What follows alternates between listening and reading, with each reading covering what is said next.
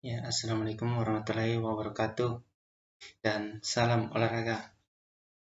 Perkenalkan, nama saya Alfred Leonard Paredanun, NIM 2003-0150-1037, kelas Pendidikan Jasmani Kesehatan dan Rekreasi C. Pada kali ini, ataupun kesempatan ini saya akan memaparkan salah satu dari materi pembelajaran belajar motorik, yakni kontrol motorik.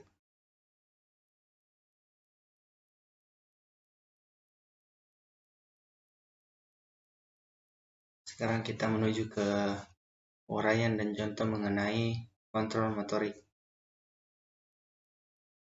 Tubuh manusia merupakan suatu sistem yang terdiri dari beberapa bagian. Setiap bagian sangat terkait antara bagian yang satu dengan bagian lainnya. Kontrol motorik mengacu pada mekanisme kerja bagaimana informasi yang datang dari lingkungan disusun dan disampaikan ke otot agar gerakan yang dihasilkan sesuai dengan rencana dan dapat dilakukan secara efektif.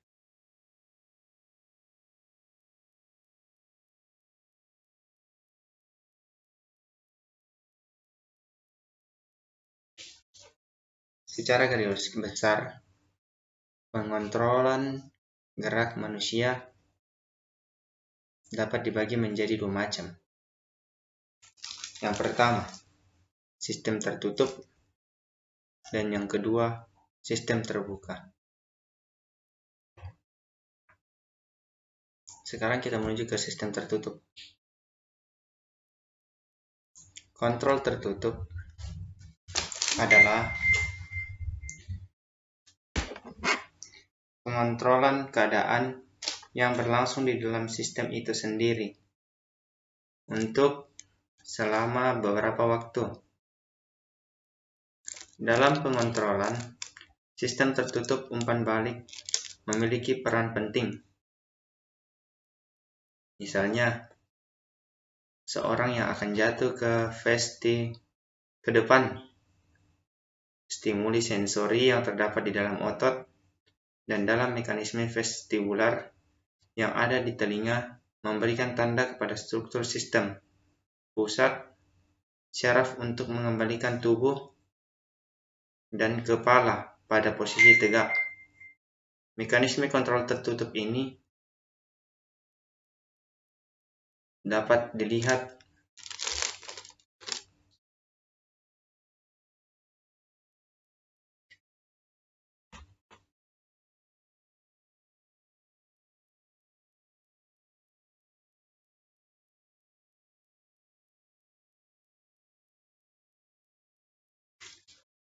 Adam menyatakan bahwa semua gerakan dapat dikontrol dengan cara yang sama. Umpan balik dari gerakan yang sedang dilakukan akan dibandingkan dengan gambaran sensori atau indera berdasarkan gerak yang dilakukan pada masa lalu yang disimpan dalam memori. Apabila ada ketidaksesuaian antara gerak yang dilakukan sekarang dengan pola gerakan yang ada di memori, maka komando motorik mulai bertugas untuk membetulkan suatu gerakan.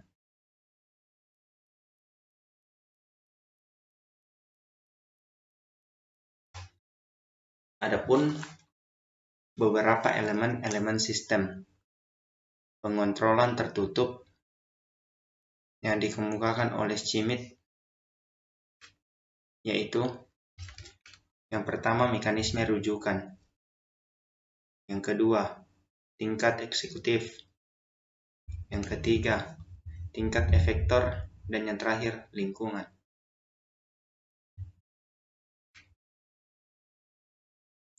Berdasarkan elemen-elemen yang ada, maka elemen tujuan merupakan elemen pertama yang ingin dicapai, dan tujuan merupakan input bagi mekanisme rujukan.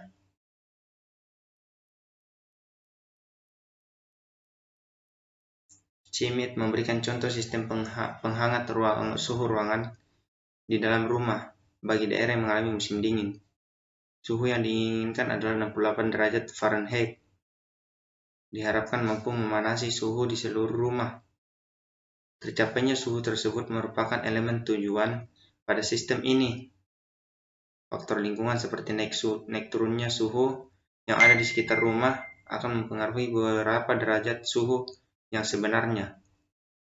Informasi naik turunnya suhu lingkungan tersebut disebut sebagai umpan balik, menerima rujukan sebagai elemen kedua berfungsi untuk membandingkan suhu yang dikehendaki dengan suhu yang ada di sekitar rumah.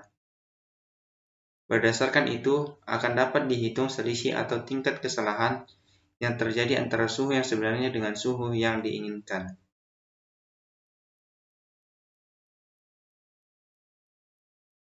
Sekarang kita menuju ke kontrol terbuka. Pengontrolan motorik dengan sistem terbuka terjadi apabila instruksi yang terjadi disusun terlebih dahulu dan dilaksanakan tanpa memerhatikan efek yang terjadi terhadap lingkungan. Seperti pada sistem pengontrolan tertutup, dalam pengontrolan sistem terbuka juga memiliki elemen-elemen penting yang harus ada di dalam melaksanakan kegiatan pengontrolan.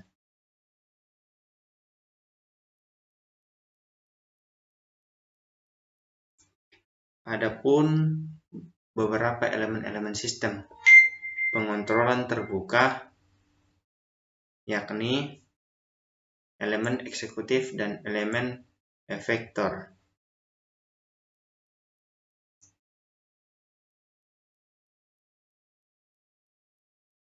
Seperti pada sistem tertutup, dalam sistem terbuka, elemen eksekutif dan elemen efektor secara langsung berkaitan. Namun dalam sistem terbuka umpan balik dan rujukan tidak ada, elemen eksekutif diprogramkan untuk mengirimkan instruksi tertentu pada waktu tertentu ke elemen efektor, dan efektor melaksanakan perintah tersebut sesuai dengan perintah tanpa melakukan perubahan jika terjadi hal yang salah sekalipun. Lutan pada tahun 1988 memberikan contoh sistem kerja lampu pengatur lalu lintas yang pada dasarnya terdiri dari dua macam tanda. Warna hijau, kendaraan boleh berjalan, dan warna merah menunjukkan kendaraan harus berhenti. Kapan warna hijau dan warna merah harus menyala sudah diprogram tanpa memperhatikan kepadatan lalu lintas dan kebutuhan pengendara. Jika terjadi kemacetan lalu lintas, lampu mengatur lalu lintas tidak dapat menyesuaikan diri dengan kondisi yang dibutuhkan, karena tidak ada umpan balik dari lingkungan yang masuk dalam sistem pengontrolan.